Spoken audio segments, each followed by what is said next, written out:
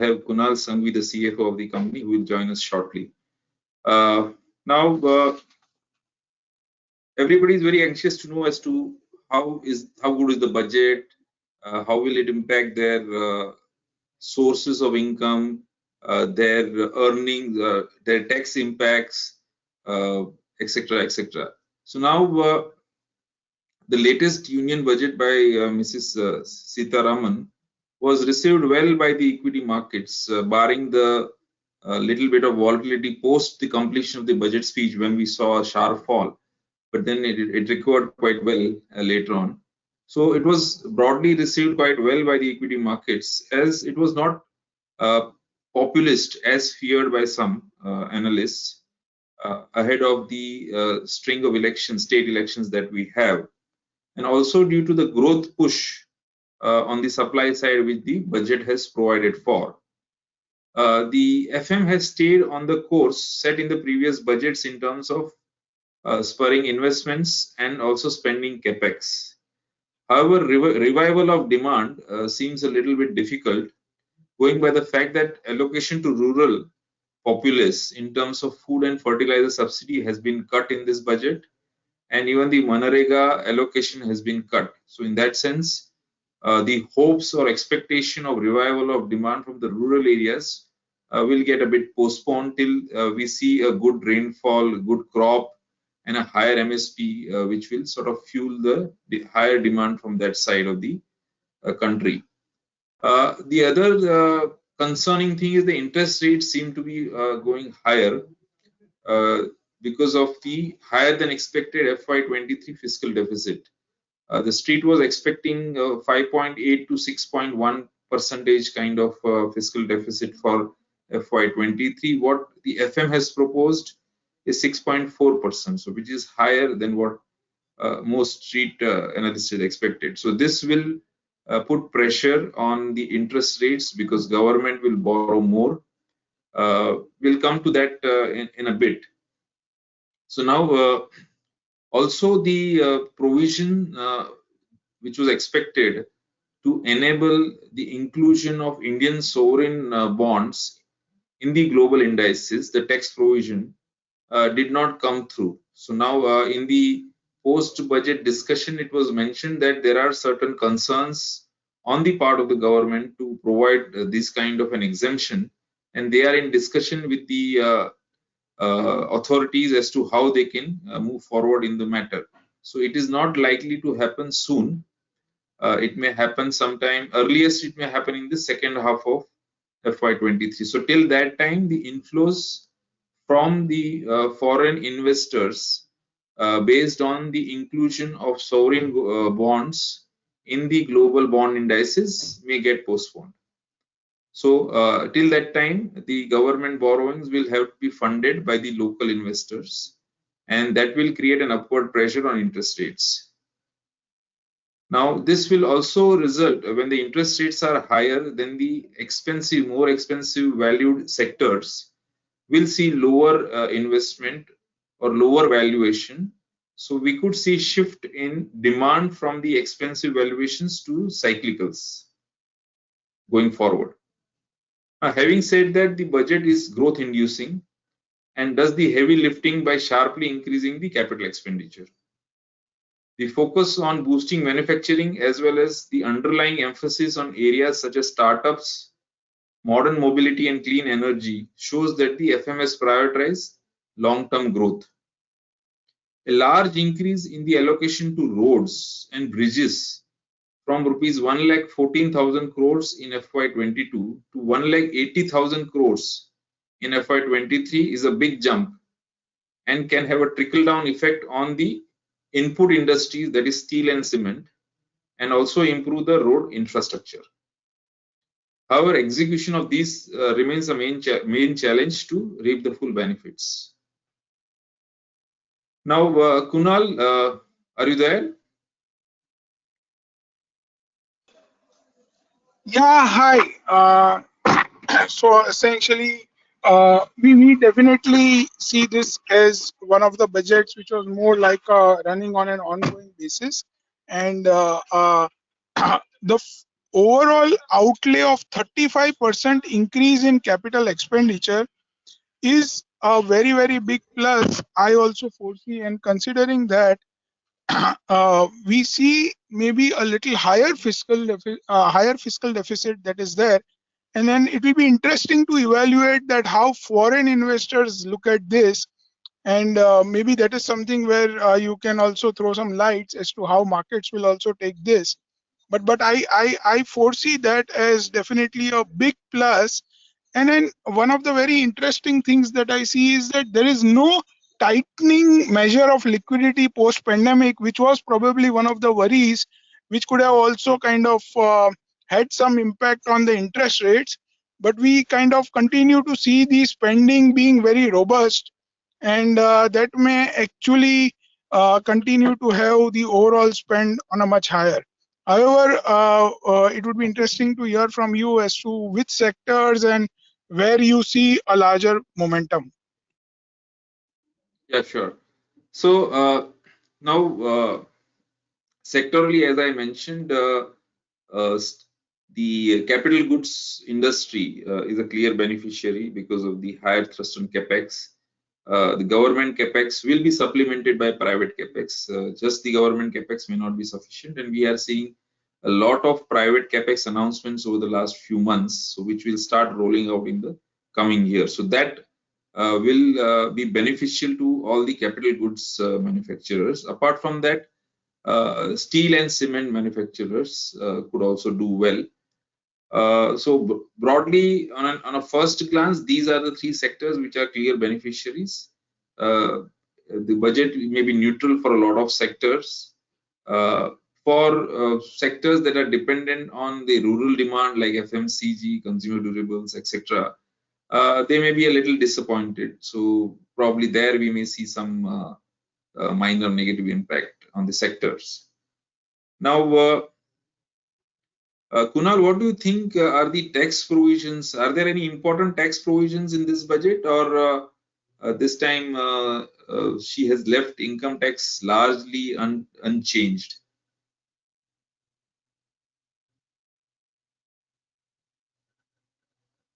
Yeah, so essentially, when we see, there is no as such a major change that we have witnessed in the tax provisions.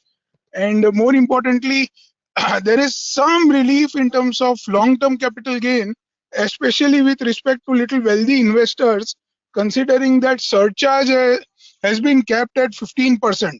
So essentially, effectively, it's kind of a 4.4% drop in the topmost slab from a taxation perspective.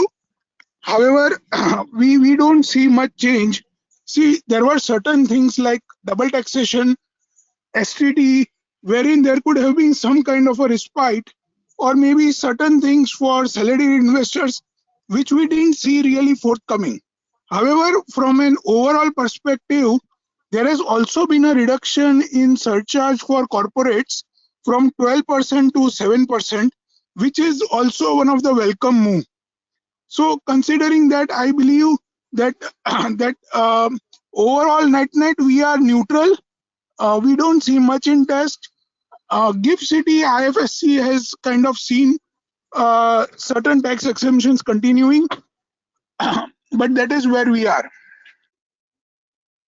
Right. And apart from that, I think some loopholes in the income tax have been plugged by the budget, I suppose. And what you mentioned, I think apart from that, there are no major changes to the Income Tax Act or to the capital market transactions. Of course, people were expecting some relief on STT, some relief on long-term capital gains or short-term capital gains, and or double taxation on dividend, etc., etc. But I think the FM and the government has made it clear that now they are not going to change the capital market transaction tax, and there seems to be some stability going ahead there. So now customs duty rates have seen a lot of changes. Basically, in a lot of categories, a lot of commodities, there has been a cut in the import duties. and that may be either due to pressure from the WTO or to fall in line with the WTO provisions, or to correct the inverted duty structure. So now this will benefit the companies who are consuming these kind of products, and this may impact the manufacturers of these goods a little adversely. Now, market borrowings, as we discussed earlier, that due to the higher fiscal deficit, government will have to borrow more. So market borrowings will go up by 32% in FY23, which will create pressure on domestic money markets. And interest rates may not fall in a hurry unless the inclusion of sovereign bonds, Indian sovereign bonds, happens in the global bond indices. So that is one key monitorable going ahead for the equity markets throughout FY23, apart from the inflation. Now, inflation, as long as inflation remains high, RBI will be forced to have a hawkish view on the money markets and try to bring it down. Interest rates may not come down despite even if the growth does not revive in a big way. So, in the worst case, there may be a period of low growth and high inflation, but I think we will come over that hopefully by a bumper Rabi harvest, and interest rates. Government also may not want it to rise beyond a point. Typically, the first half of the fiscal year, we see interest rates softening a bit and then rising in the second half. So now, probably the interest rates have made some sort of peak either today, tomorrow, in the next 1 or 2 days for the time being, and we may see some softening over the next couple of months before we see any other development locally or globally. Now, the fiscal deficit has been estimated at 6.4% for FY23, but the government has said that it will pursue a broad path of fiscal consolidation to attain a level of fiscal deficit lower than 4.5% by FY26. So from 6.4 in 3 years' time, it will go down below 4.5. That is what the government's expectation is. So about 190 basis point or more than 190 basis points fall. Now, this seems a bit difficult because of the election election, which is central election, which is scheduled to happen in May 2024. So around that, I think government will want to be a little populist, if not more, and will want to postpone the fiscal consolidation to the new government. So that may sort of postpone the fiscal consolidation path a little bit by a couple of years. Now, having said that, I think FY22 tax estimates look a bit conservative, and they will the tax revenues will be higher than what has been estimated in the revised estimates. And this may mean that the 6.9% fiscal deficit for FY22 may come in a bit lower. Actual fiscal deficit will come lower. For the next year, again, there will be a high base of tax collection in this year. But for the next year also, the government has been very conservative in making the projection of revenue estimates. So even there, I think the revenue collections, if the economic growth is maintained at 8.5%, which the government feels it can achieve, then the tax collections can exceed the estimates by a fair margin. So 6.4% fiscal deficit may come in a little lower in case we don't have any other shocks in terms of pandemic or any global event. Now, revenue expenditure for the next year has been estimated to grow at 4.5%, now, which is a little on the lower side, having regard to the fact that interest payments are supposed to grow by 15.5%. So if you exclude that, the revenue expenditure is supposed to be flat. So this is a little on the lower side. Now, MSME sector has suffered a lot in the last few years. Government has been providing some relief in terms of concessional loans, etc., etc. So whether those are sufficient, even in this budget, some extra provision has been made for that. But whether that will help the MSME sector to come out of the deep trouble that it is into, that we will have to watch out for. Let us remember that MSME is the largest creator of jobs in the country. Now, Some of the Kunal, interesting, yeah, yeah. Yeah, I go was ahead, go just ahead. telling some of the minute things, if you see, were very interesting in terms of government actually giving a lot of importance to blockchain-based technology for the purpose of e-bills or trying to facilitate certain things for artificial intelligence, drones. A lot of times, finance minister spoke about digital transformation. This actually kind of hints a lot of investments and interest may be there from a technology sector perspective.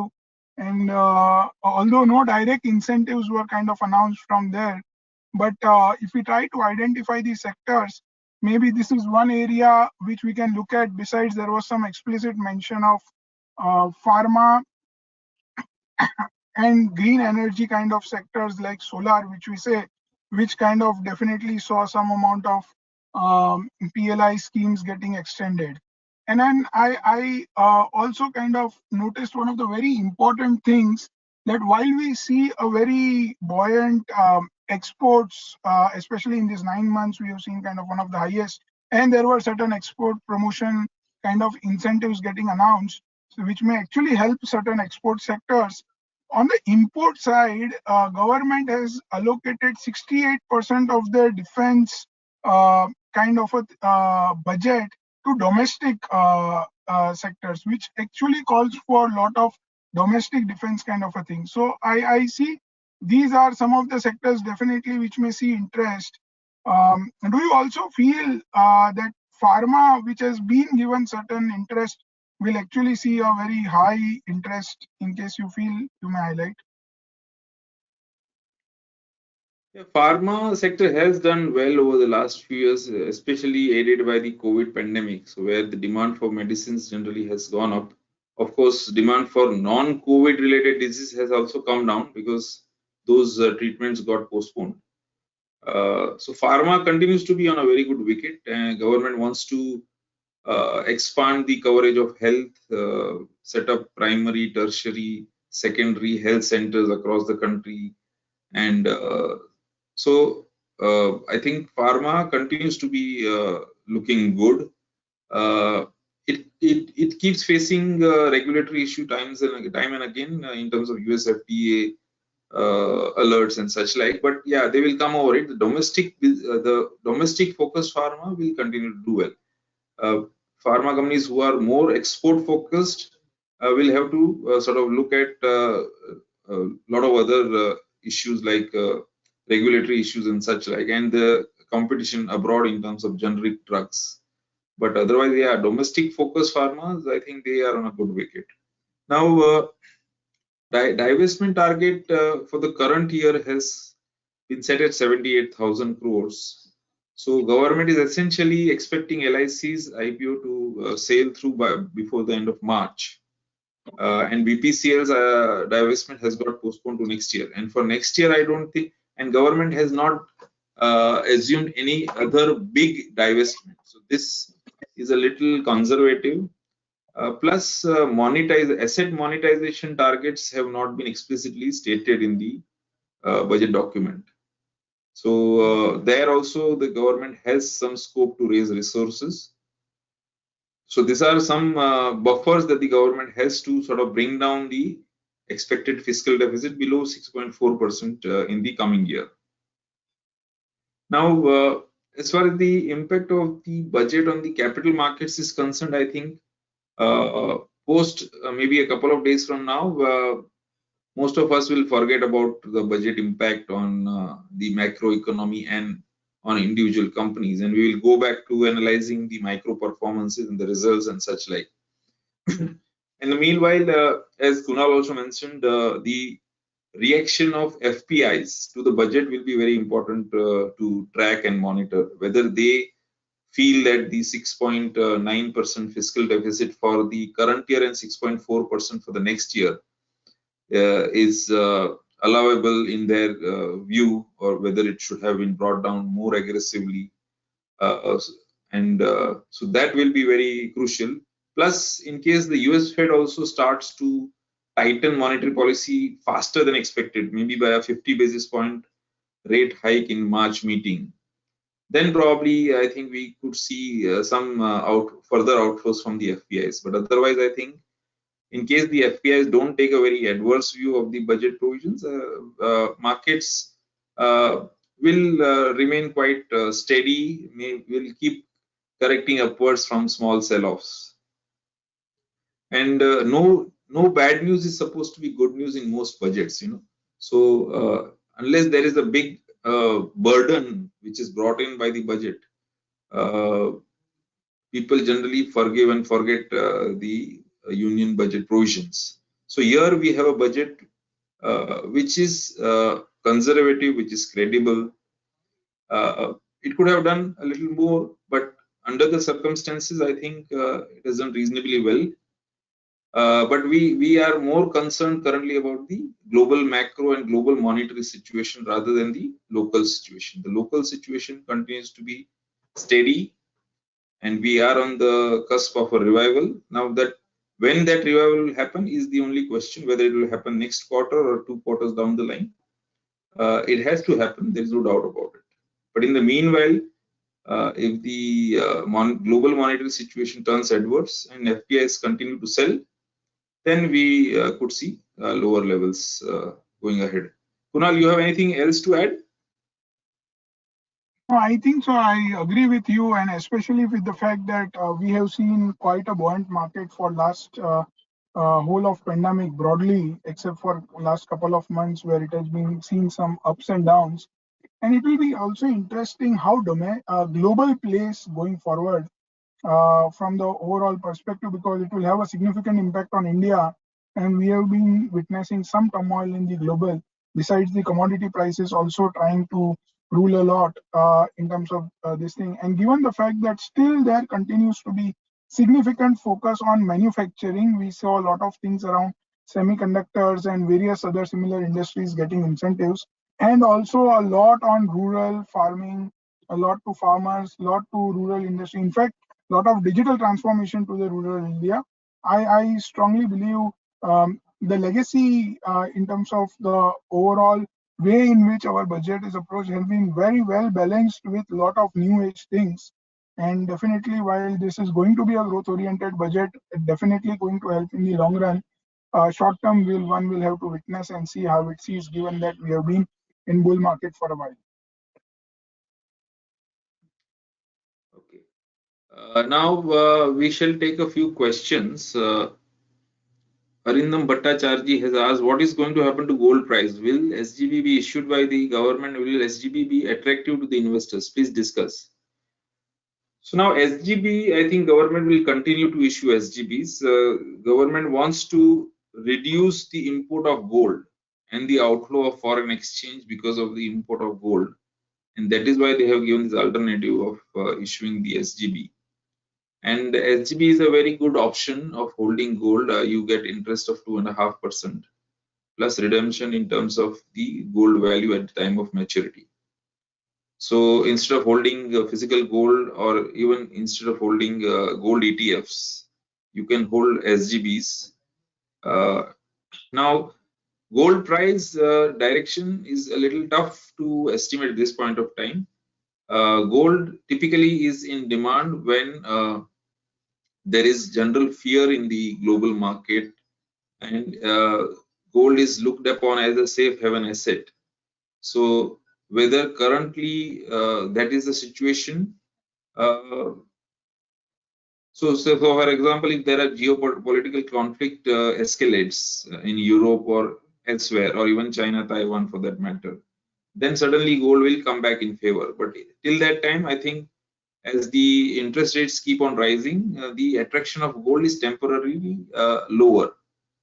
So there are two conflicting factors. One is rising interest rates, which is negative for gold, and the other is the global geopolitical events or conflicts, which is positive for gold. So it will depend on which plays out first, and on that basis, I think gold will perform going forward.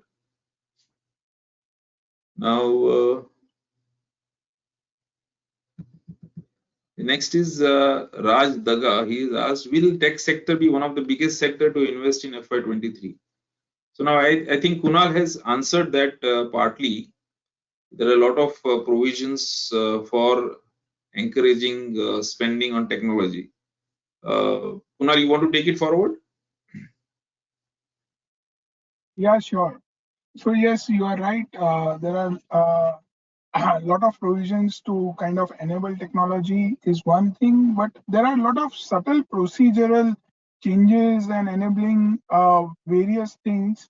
Like one of the things is no need to file appeals till the time the decisions are pending in High Court or Supreme Court. And similarly, there is an updated return that an assessee can file for 2 years. So those are the kind of things which have seen a lot of changes. So a lot of minute level details enabling long-term growth, but not anything which is kind of in the short term going to change. And then, as you rightly said, maybe status quo is also something is no bad news. So that kind of continues. Right. Now, Konda Reddy Allah is asking, what about domestic defense companies? That Kunal, you covered. So basically, yes, about 65% of the orders in the defense sector are to be given to the domestic companies. So that is a good trigger point for all these companies. And we'll have to keep looking out for the key beneficiaries out of this, which will do well.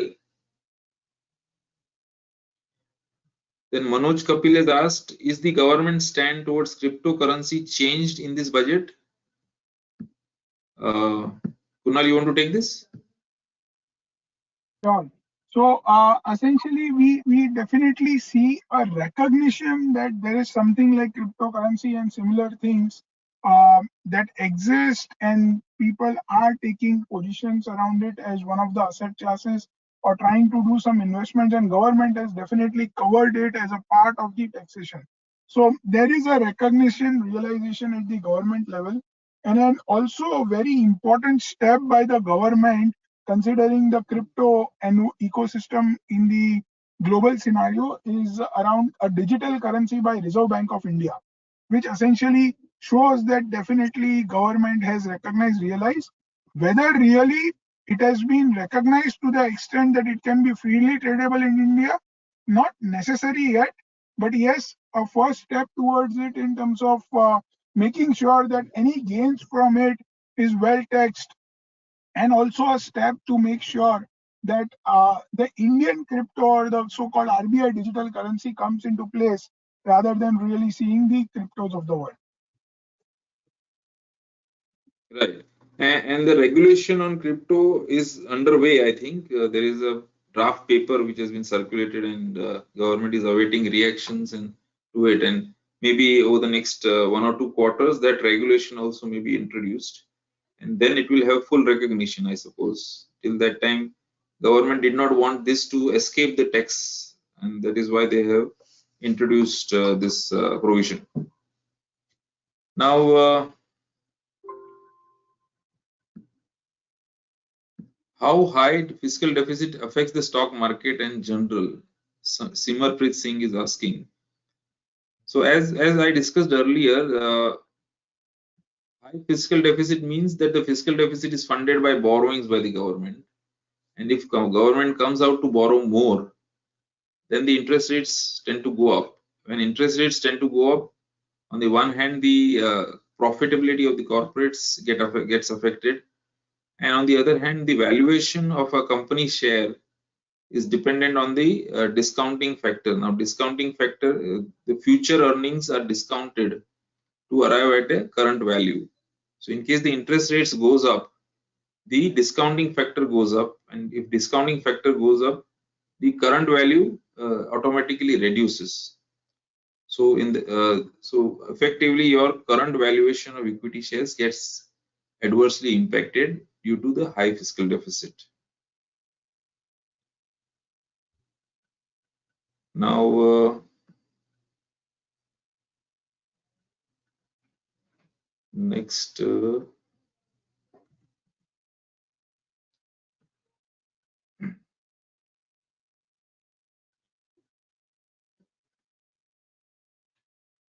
do you recommend SIP strategy for investors? Yes, SIP is an evergreen strategy for everyone and at all points of time. SIP is the best strategy for investors who don't have sufficient time to analyze stocks or to time the markets. SIP is the best way. So that is an evergreen recommendation. What will be the effect on rupee going forward? Kunal, you have something to say here on the budget provision, budget impact on rupee? No, I think so. Rupee has a lot to do with the overall inflation and how the global also kind of takes. One of the things probably we may notice because of the higher borrowings of the government is the rate of interest going up, and that has a direct connect with the inflation and the overall economy. So rupee may continue to depreciate. However, we may not see large depreciation considering that the RBI forex kitty and timely measures by RBI kind of manage it. But definitely, I don't see rupee appreciating from here, and rupee may continue to depreciate little bit or maybe remain little bit status quo. Right.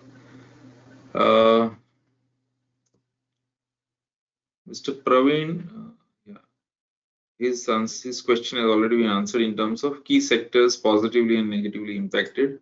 Now, Mr. Mahadeshwaran has asked, ideally tax slab should have come reduced but remains the same for a couple of years. Any reason why it is not considered by the FM? Now here I think government for the time being feels that the tax slabs are reasonable going by the current income, general average income of people and their paying capacity. So if you do your math properly, savings properly, I think till about 5 or 6 lakh rupees of income, you don't have to pay tax. And if you have an income of say up to 10 lakh rupees, your tax outgo is less than 10% of it. So that is the government feels that that is a reasonable number, and because a big portion of the direct tax comes from the people having income between 2.5 lakhs to 20 lakhs.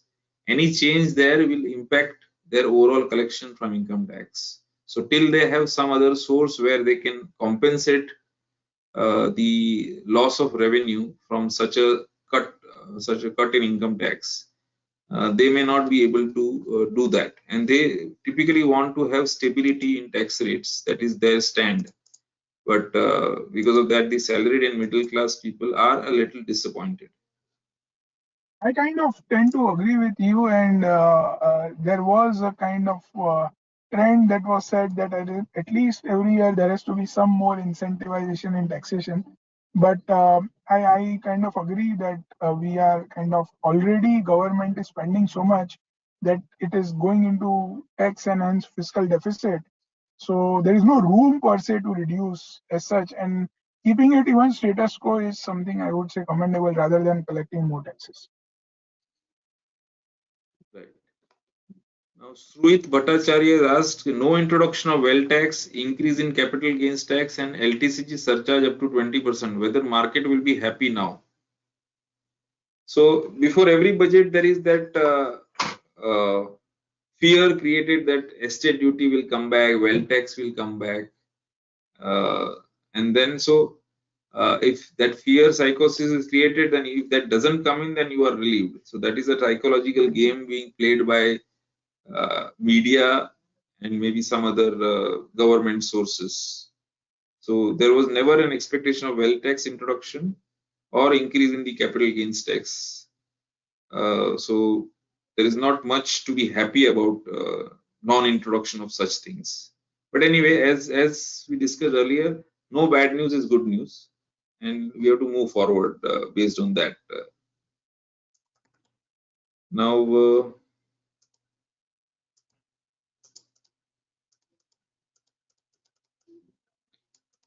I think we can take one or two last questions.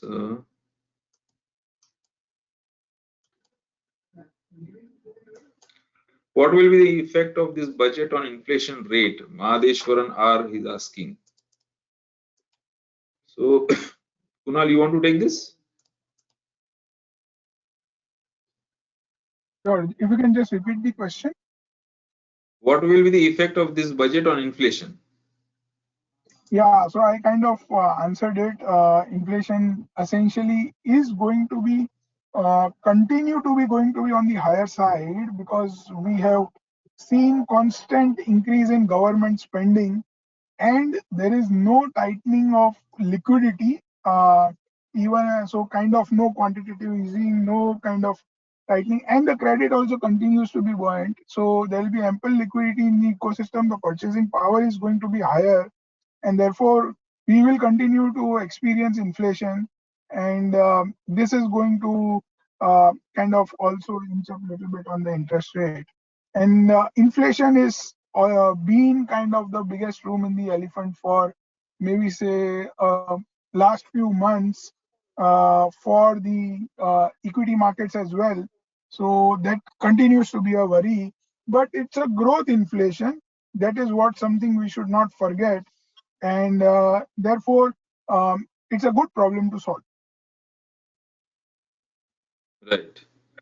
Shyam Pokharkar is asking real estate impact on rising rate of interest, and then Sachin Shah is also asking how do you see real estate market playing going forward? So when interest rates are going higher, the mortgage rates also will go high.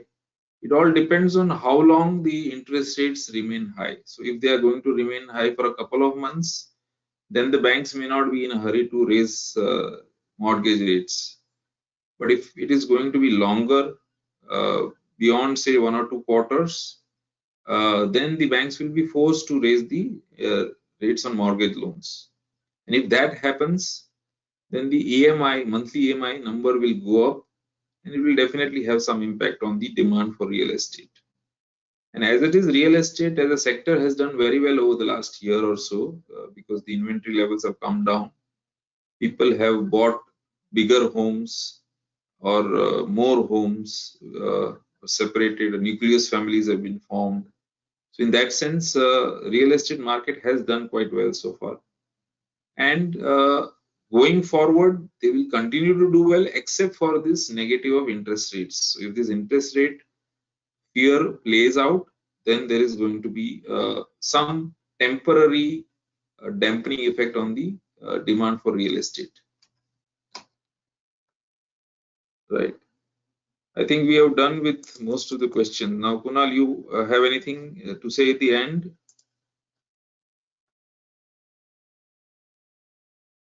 No, I think so. We kind of covered it. We will have. I see at the end as a closing remark. I would say it's a long-term oriented growth budget, a continuation of previous years, and more focusing on long-term growth and how essentially the overall sentiment continues to be improving in India. So I see it as a welcome move and a welcome budget. Right. So thank you all for joining this webinar. I hope we have been able to add some value to you and your thought process. See you again soon. Thank you. Thank you, everyone.